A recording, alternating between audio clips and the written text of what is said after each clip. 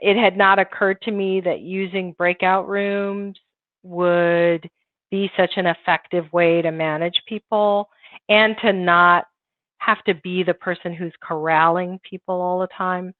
The other thing is that I wasn't surprised, but I was impressed with the design of the materials, because there were, I don't think there was any period where the lecture was longer than 10 minutes.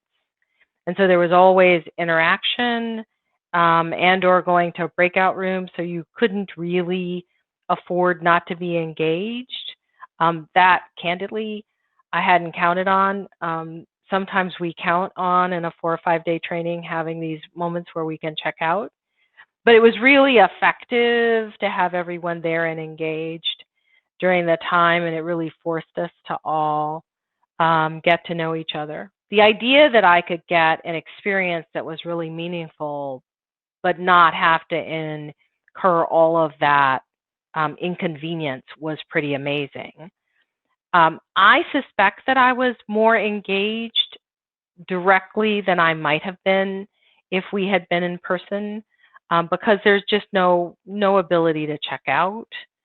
Everybody was on video, and as I explained, there weren't these long periods of lecture. There was lots of movement in and out, and if you were not with it and paying attention, you would miss the instructions.